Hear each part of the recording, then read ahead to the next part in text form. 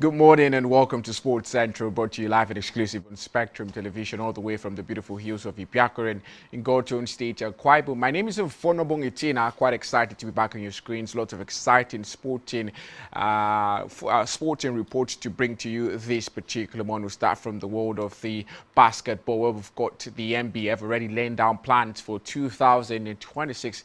It's to say who fails to plan, plans to fail. Now the NBA, they've got a plan in place. Let's see what happens at the end of the year. We'll also go to the NBA, where we had games early this morning.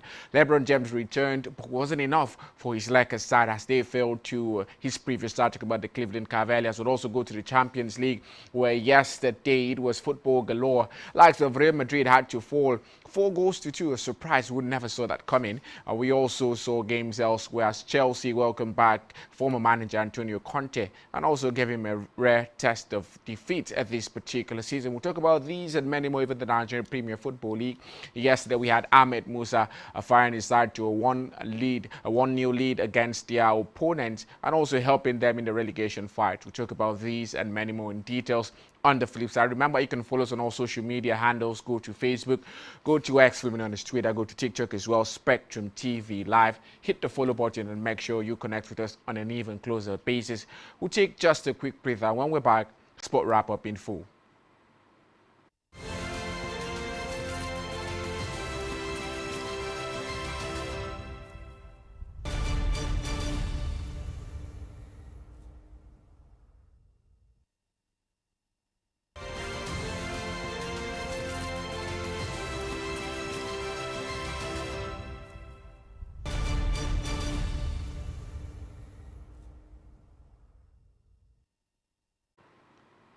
Well, starting with boxing this particular morning, in a bid to place Nigerian boxing on a stronger developmental footing, the Nigerian Boxing Federation has released a comprehensive program of activities for the 2026 sporting calendar, featuring a blend of local and international engagement. The roadmap, compiled by the NBF Technical Committee and signed by Secretary General Vivian Azimene, outlines a structured year-long schedule designed to enhance athlete development, coaching standards and officiating capacity across the country. Activities will begin in January with the National Coaches Workshop in the North Central Zone. February will feature an international friendly series against Rwanda and Madagascar, alongside a national open trial to select boxers ahead of the 2026 Commonwealth Games in Glasgow. The month will also host the second phase of the National Coaches Workshop in the Southeast. March is set to be one of the busiest months on the calendar,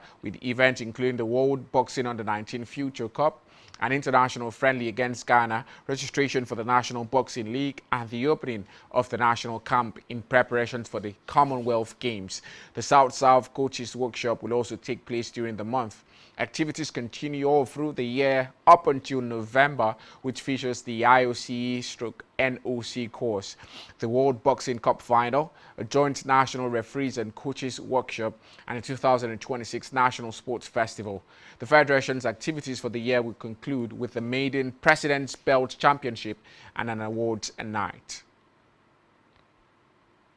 Now to tennis, where yesterday at the Aussie Open, Jannik Sinner kept his Australian Open three-peat rolling on when he produced another ruthless performance to brush aside Ben Shelton and extend his stranglehold against the American. The two-time defending champion, who is unbeaten in Melbourne since 2023, never looked in serious danger against Shelton, moving past the 8th seed 6-3, 6-4, 6-4 to book his place in the semi-finals. Shelton had dropped just one set on his way to a third Australian Open quarterfinal, but as in the previous meeting, he struggled to unleash his explosive game against the Italian. Sinner exposed Shelton's backhand, rushed him on the forehand wing, and dictated from the best line to improve his ATP head-to-head record to a commanding 9 victories and just 1 loss. All 4 of their major encounters have now gone Sinner's way, twice in Australia and twice at Wimbledon. And into his 9th Grand Slam semi-final and 3rd at the Australian Open, the 4-time major champion faces a blockbuster next test against record 10-time winner Novak Djokovic. Sinner has enjoyed notable semi-final success against the Serbian, defeating him at the stage at the Australian Open in 2024, Roland Garros in 2025, as well as the Wimbledon in 2025. Now on to other reports in tennis, where Serena Williams has refused to rule out returning to professional tennis after recently filing the necessary paperwork. Williams, who's won 23 Grand Slam singles titles, retired after the 2022 U.S. Open. In December, the International Tennis Integrity Agency confirmed to reporters that the 44-year-old was back on the list of players registered for the drug testing pool. At the time, the American said she was not coming back, but during an interview just yesterday, Williams did not rule out stepping back onto the court. Players are only eligible to return to competition once they have spent 6 months in the testing pool. Williams' name appeared on the document published by the International Tennis Integrity Agency on the 6th of October, and every active player is subject to out-of-competition testing, but those in the testing pool, which is largely comprised of the top 100 singles, doubles, and wheelchair players, as well as returning athletes, must let the testers know where they would be for 1 hour of every single day. Now on to football stories, where the Confederation of African Football Disciplinary Board has imposed a series of sanctions on the Federation of Senegal and the Federation of Morocco, as well as several players and officials following an incident during the 2025 African Cup of Nations finals. In a statement posted on its website yesterday night, CAF said the sanctions were handed down for violations of the CAF disciplinary code, including breaches of the principle. As part of the decisions against Senegal, CAF suspended the head coach of the Senegalese national team, Thiaw, for 5 official CAF matches for his unsporting conduct and for bringing the game into disrepute. CAF also decided to suspend the Senegalese national team players Iliman Ndiaye and Ismail Assar for 2 official CAF matches for their unsporting behavior towards the referee. With regard to Morocco, CAF suspended national team defender Hakimi for 2 official CAF matches, with one of the matches suspended for 1 year from the date of the decision for unsporting behavior. The Moroccan Football Federation was also fined $200,000 for the inappropriate behavior of stadium ball boys during the final. CAF also imposed a fine of $100,000 on the Moroccan Federation for the improper conduct of its players and technical staff who invaded the VAR review area and obstructed the referee's work. An additional fine of $15,000 was issued for the use of lasers by Moroccan supporters during the match. Now to the holy grail of European football, where yesterday night goalkeeper Anatoly Trubin scored a stunning 98-minute goal to send Jose Mourinho's Benfica into the Champions League playoffs by beating Real Madrid. The Spanish giants also faced the playoffs and could face Benfica again after dropping from 3rd to 9th with defeat at the Estadio da Luz. Benfica looks set to go out in agonizing fashion on goals scored despite leading 3-2 with seconds remaining. However, a free kick gave them one last chance and Trubin was sent up, and the Ukrainian timed his run to perfection to meet the cross with a bullet header past opposite number Thibaut Courtois to spark wild celebrations in Lisbon. The victory is Mourinho's first over his former side and sees Benfica reach the knockout stages despite losing their first 4 games in the league phase. And that's all we have for you on Sport Wrap Up this particular morning. Not to worry, the guys will join the conversation on the flip side. Stick around.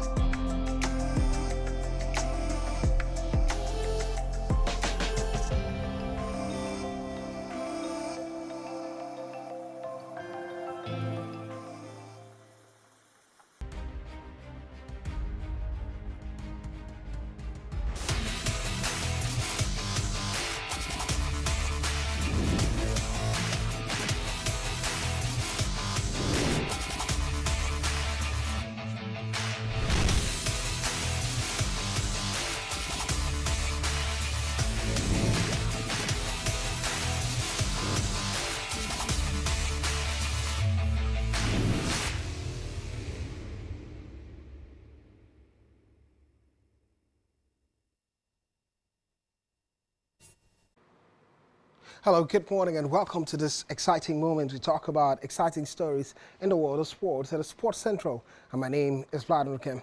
A part of a conversation on Sports Central was centered around the UEFA Champions League. Well, the defining moment took place yesterday. One key talking point in the last group game of the league phase of a Champions League was that performance from Benfica goalkeeper. At some point, the game was 3-2 against Real Madrid. And the goalkeeper was trying to cause some delay, thinking that they've qualified, but it wasn't so. At some point, interesting feature, Jose Moreno beckoned him to guard.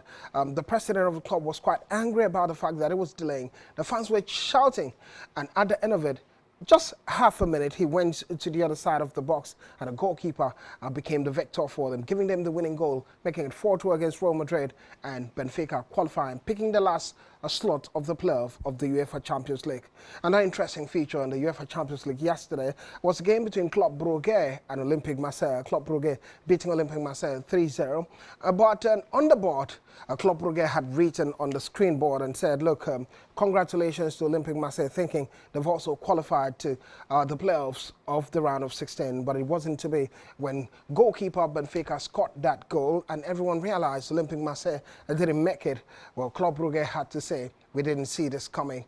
Exciting things that's happening in the world of football. The Australian Open is still on, getting further exciting, and the big guns doing the magic the way they have to do. And similar in the world of basketball, NBA. Absolutely fantastic. It would be part of conversation today. But first, let's go to the introductions. Uchebe David and Fonitina still with me for company this morning. Uchebe David and Fonitina, good morning. Uchebe, so good to see you. I love the way you guys are turning out for today, Thursday morning. Always a morning where you come with your jerseys, but I miss the memo.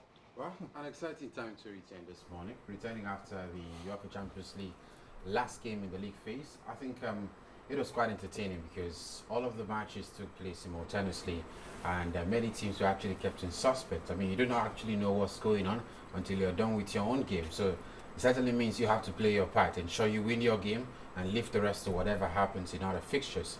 It was quite entertaining. Top teams having to go through playoff routes. This seems to be like maybe the league phase is even more better than what we saw at the group stages where we usually have back then.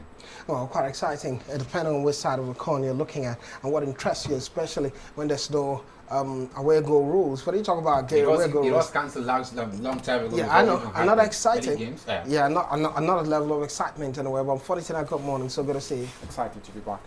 Well, I'm fond being a man of few words. I don't know what's happening this morning, but I know when the tick of a conversation gets started, well, fun will really come out. We always know that exactly the way it is. And let's start a conversation, shall we? And no other place to talk about definitely would be the Champions League. Where to start it for me, the Champions League and the result that came yesterday. Let's start from football stories and the Champions League.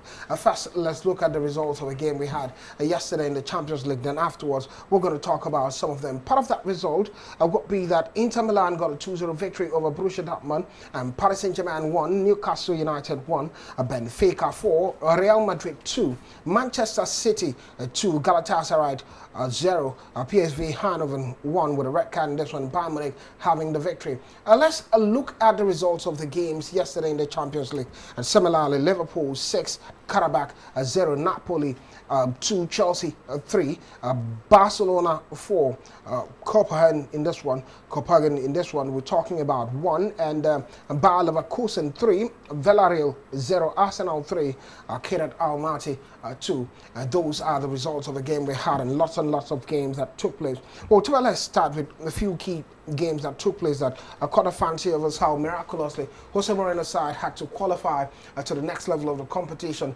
The last berth of the playoff round in the knockout stages, beating Real Madrid, and the goalkeeper of the sides coming out and doing the magic for them. Few moments ago, the fans were shouting on him for trying to bring delaying tactics, thinking they've qualified already. And big thank you from Manchester City Pep Guardiola to Jose Moreno. They also found automatic qualification, finishing number 8 in that regard. Well, I think it was quite dramatic, especially for Real Madrid, but I do not actually think for me Real Madrid showed their quality, just like we've always talked about over time. I think the Benfica side showed much intent to win that particular game at the expense of Real Madrid. I mean, you could actually see in the way they're approaching the game, the way they're also, counter-attacking whenever they have chances to do that. Real Madrid will just be, I think personally for me, it was a clear case of maybe trying to, look down the Benfica side, owing to the very fact that whether they win the game or not, whether they qualify through, the automatic slots or going through the playoffs, they will always qualify. And many would also look at the very fact that those additional 2 games down to Real Madrid's calendar, that's a playoff, 2 games additional, will of course be also exhausting for the players. But I think Alvaro Arbeloa now knows that he has a whole lot to do. I mean, when you are beaten by a Benfica side who have been far from convincing in the Champions League this season. Clearly their best game in the Champions League. Absolutely. So it certainly means that something is wrong in that particular team. And I think, despite Kylian Mbappe being the highest goal scorer in the Champions League this season, he still doesn't add up with the very fact that they are still inconsistent with their level of performances. Well, funny thing, talking about inconsistency with Real Madrid, Arbeloa came out and he said, look, I take responsibility for it, just the same way I took responsibility against Albacete. And he's saying, look, why we lost this game, there are many things wrong with Real Madrid, the coach says, but part of the things he mentioned, he said it wasn't just the intensity. The reason they lost, Kylian Mbappe alongside Vinicius Jr. were not running, the coach says. Disappointing from a Real Madrid point of view. They should have qualified automatically. I never know who they get to face next. So we are back to the problems that Xabi Alonso quite outlined before he left. He said Vinicius Jr. and Kylian Mbappe were not running, and he needs just one of them on the pitch. That's the same problem Xabi Alonso had. So shows that Xabi Alonso was never the problem in any way. I think yesterday we're getting carried away with Benfica's win. We're not seeing that Real Madrid are not the team they were 2 seasons ago, 3 seasons ago. Sadly, Ancelotti never complained of them. Well, Ancelotti played I think he had Kylian Mbappe. Yeah, Ancelotti played just one season with Kylian Mbappe. Yeah. So and this one I've not played 4 seasons. And he didn't win anything that season. Didn't win anything with them. When you look at it that way, I think Kylian Mbappe, I've said it time and time again, when you've got Kylian Mbappe and Vinicius Jr., you have to sacrifice one of them. I've said it time immemorial. So I think at the point in time, Real Madrid would understand that and let one of them go. I just gonna have 2 of them. Just before we move away from the Real Madrid conversation, I think it would be pretty difficult. How sure you're moving away from it? It will be very difficult now to have a coach that comes in and then try to ensure that both players are finding some level of chemistry, working hard for the team. Because I look at them, it looks like it is more like individual glory. I mean, they're not working hard for the team. The only time you see them move there is when Real Madrid are progressing. Well, with the wouldn't ball. say the same thing when they defeated Monaco. Fantastic 6-1 victory. Monaco has been bad, poor this season. One off, just a flash in the pan. What happened after that? That's the thing. Apparently psychology that they've qualified. I don't think it's about psychology. It's about the Galacticos now, Real Madrid team. I remember what Thomas Tuchel said some seasons ago when he was the Paris Saint-Germain coach. He said, I cannot tell Kylian Mbappe and the likes of Neymar what to do on the pitch. Because whatever you tell them, whenever they go to the pitch of play, they will always do as they like. So I think that's the moment now for big superstar. They know what they ought to do on the field of play. Yes, definitely. You've got to play to the instructions. So even if when you're telling the players, come on, you have to run. Typical of Mbappe and Vinicius Jr., they won't do that. So what do you do at the end? That's a problem. Maybe bring other players to support them. Well, I think the biggest problem... Because their strength isn't just running without the ball. They love to press. Football. You can't have to run without press. You can't have 2 players, of course, not running when you're out of possession. It will definitely affect the entire team. All right, but massive performance from Benfica in that direction. He's showing class and dominance. Jose Moreno and typical drama. Jose Moreno had to celebrate with the ball boys. Absolutely fantastic. Always finding his moment in it. Other games that took place. One of the game was a key game for Napoli at home, thinking that at the Diego Armando Maradona Stadium they could get a victory against Chelsea, but it didn't happen. Chelsea getting that victory. A 3-2 victory it is, but one man stood out. It would be Joao Pedro scoring stoner for them, and a second goal, fantastic. And the question has been, what is brought into the team? Well, the coach of the side, talking about Napoli's coach, Antonio Conte, he came out and said, well, he can afford not to be at a top level like Chelsea because they have a first team and second team, not just like his team, that you need to buy players to be at a top level. But buying that sentiment, first time in a long while, Chelsea getting a victory in Italy. Well, I think it's quite a clear case for us, it's about demand now from the Chelsea players. I mean, you could also see about the very fact that if you're not playing, then definitely maybe the next match you're not starting. So every single player wants to impress and ensure they keep their spot. A similar case we were talking about, Willian Esteval just yesterday prior to the match. So you could actually see the demand that comes to the coach, and that's why the players are doing better at the moment. I think for Antonio Conte, not an excuse enough, because if you look at the level of players and the quality is up, no thanks to injury, I think if both of those players were there yesterday, they would have given Chelsea a very good run. So I do not think it's about a clear case of spending the money. He's also been given, at the level of Napoli, he's also spent a lot, brought in some players to the side, and unfortunately for some of those players that were out injured, I think Chelsea are doing quite well against under the tutelage of D-Man Rosenau, and it's about the coach being demanding, showing some level of seriousness. If you're not playing well, then you do not deserve to play. One thing that stood out for me yesterday in that game was your most technical Chelsea player. He was completely, out of his depth. Why do you have to put it to me? Come on, I'm just telling you because I've said it. I never said it. I never sat here and said I'm most technical player, so I don't know why you're saying it. I was really in the Stavio timing, and I watch him today. He plays so well. I watch him the next day. He plays like someone's not played football before. Unless he got because an he's assist. 18. This boy is just coming from the Brazil. Yeah, we agree. He has to be easy. definitely. No, I'm just telling Chelsea fans now because you guys have to be really.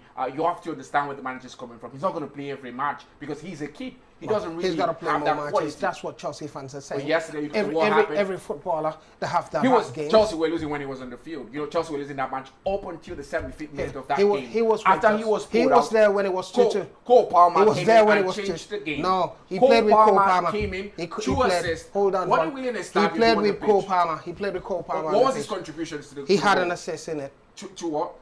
The Joao Pedro goal. He had Cole the assist in Palmer it. had The two of the assists for Joao Pedro's goal. That was it. He was almost the man of the match yesterday. If Joao Pedro wasn't the one who scored the goal, Cole Palmer would have been the man of the match. He had 2 assists on the night coming off the bench. Nobody does the quality of Cole Palmer and all of that. Yeah. But you can also say you doubt the quality of William. I'm saying he's a kid. That's why he doesn't play as many matches. They have to give him more chance. He's not Lamine Yamal. They have to give him. Lamine didn't shine in all the matches when he get a start.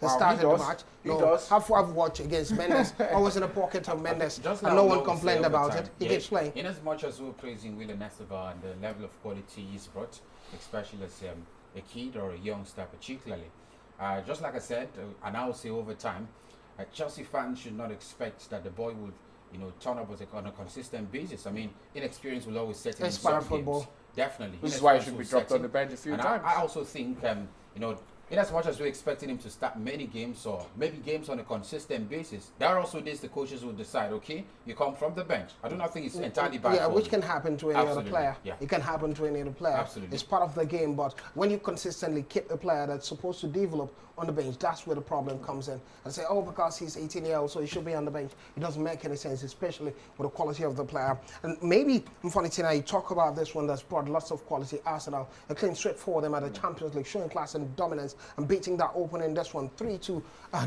winners and showing. Let's talk about what Mikel Arteta has done with this team and this Arsenal. Could it be the season where they go maybe the Premier League and the Champions League? I've said it time and time again, Arsenal are the best team in the world.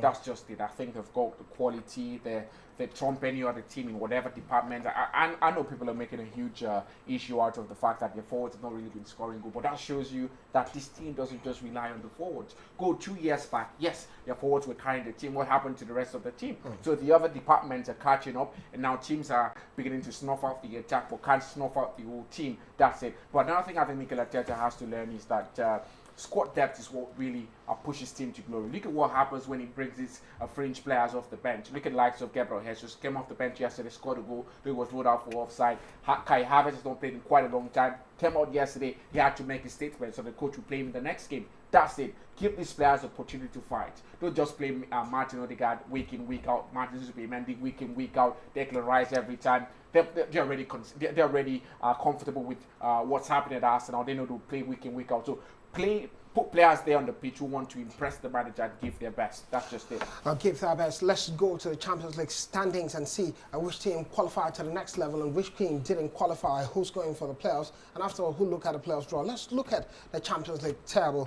Shall we? Arsenal topping this one, showing class and dominance, 24 massive goals. Bayern Munich at number 2, Liverpool, Tottenham Hotspur, and Barcelona, Chelsea, Manchester City. How many English teams here qualifying automatically for the next round? Five of them or 4? Yeah, 5. Yeah, 1, 2, 3, 4, 5. 5 massive. So Aston Villa were there.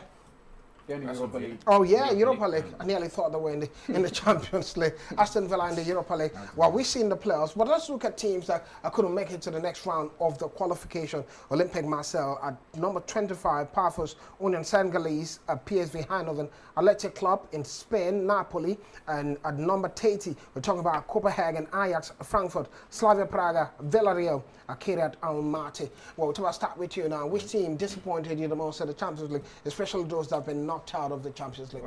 I can't say any at the moment because I look at the quality of those teams and the expectations that comes to the Champions League, the quality of teams that are also playing right here I can't actually pick any team and say I had high hopes about them, finishing and doing better in the league, because both of those teams that you've mentioned are actually underdogs for me. Quality enough, especially in terms of consistency and what they have been able to do in the last couple of years in the Champions League.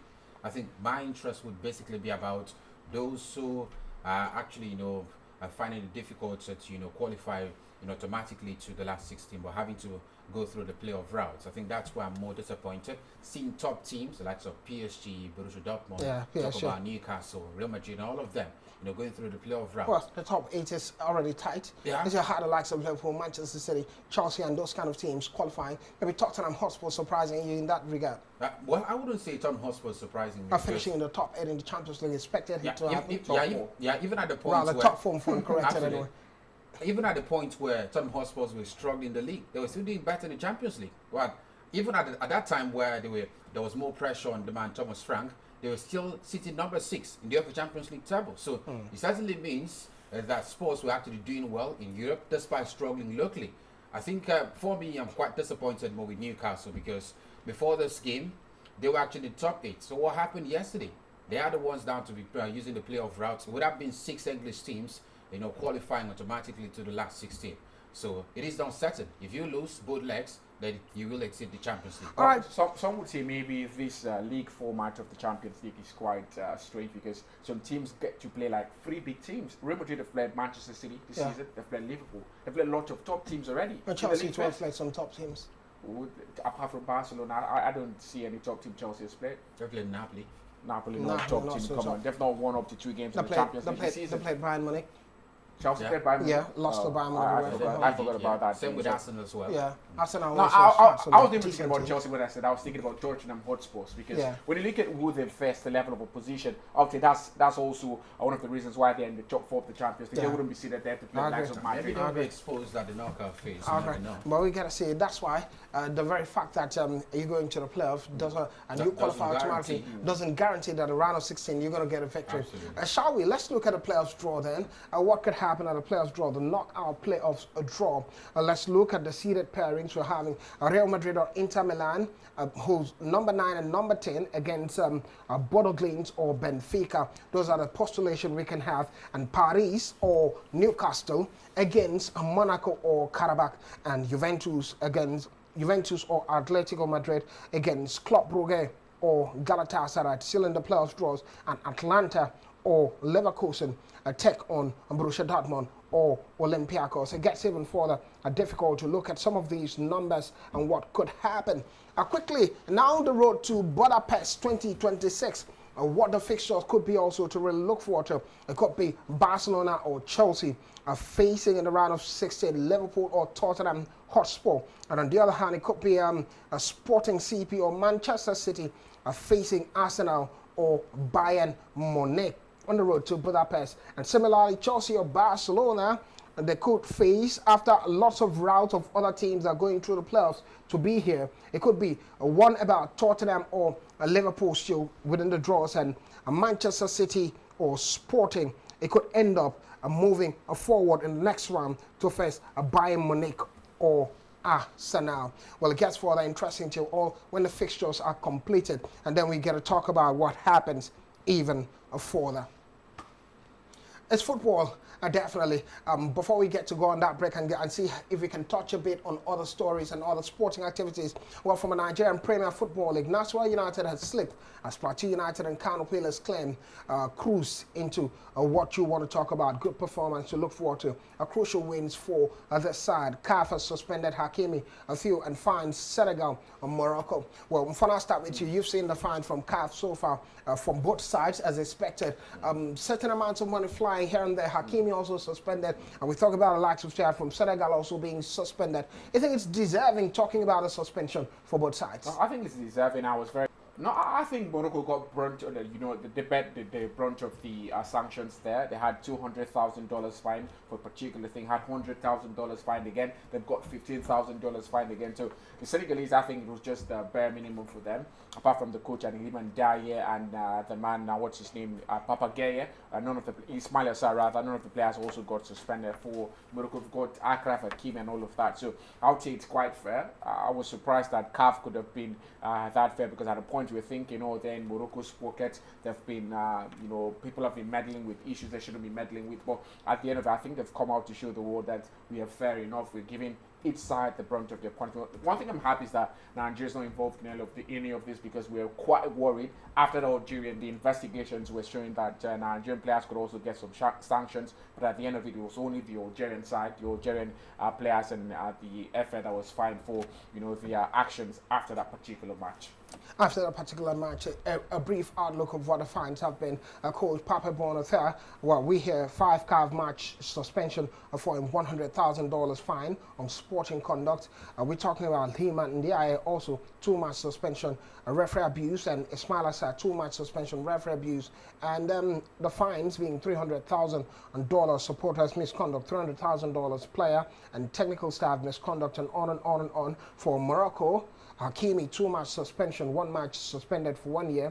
Ismail Sabari, also 3-match suspension, $100,000 fine, and $200,000 fine for ball boys, inappropriate behavior. And we're looking at $100,000 fine for players and staff invaded VAR area, and $15,000 fine for laser being used by supporters, and on and on. And CAF rejected Morocco's protest against Senegal over alleged AFCON regulations breaches. Morocco, we're thinking probably they can also get to be given the AFCON win from the back door. They're actually appealing. Yeah, I know. They've learned from Nigeria. I think those ball boys, they should be suspended, not just, of course, fining them, because it is the federation that will still pay. I think I saw it was utter embarrassment. Once again, suspending. Suspend them from few matches. Suspend them from few matches, because are they being paid? They're not being. That's what I'm saying. Because you're now fining them. It will be about the Moroccan Football Federation because they encourage them. They encourage them. The ball boys wouldn't behave the way they behave if the Moroccan authorities did not encourage them to do it. They're not feeling it because they're not paying the money. They wouldn't ban have them to from some Those games. are kids. Those are kids, and these kids are doing what the authorities are telling them. That's why the authorities have to pay for it. Because after the Nigerian game, they could have told them, don't do that again. Absolutely. The finals again, even in the course of it, if it happened, they could have told them, don't do it. In fact, the kids wouldn't do it if they weren't encouraged to do it. Sanction should have been meted on the Moroccans. So that's it. $15,000. Lots of money they're paying there. Well, maybe not too much, because I don't think cumulatively the money hasn't reached $1 million. No, it shouldn't. It shouldn't. I think they've given Africa a spectacle. Let's just forgive them for that bit. All right. Because I look at it, the next country goes and behave the way they behave, and said, after all, it wouldn't be more than $500,000. So maybe the but $500,000, that's big money for the FS. That's big money. It's easy to talk about the money if you convert to the local currency. That's huge amount of money. Well, we move ahead from a Premier League point of view. Raheem Sterling leaves Chelsea by mutual agreement. Finally, we won't have time to talk about it. As West Ham announced transfer of winger Adama Traore from Fulham, and Juventus are Kolomani and Zexi. Well, quickly, we'll go on a quick break, and when we're back, we'll finalize the conversation looking at other sports. Don't go anywhere.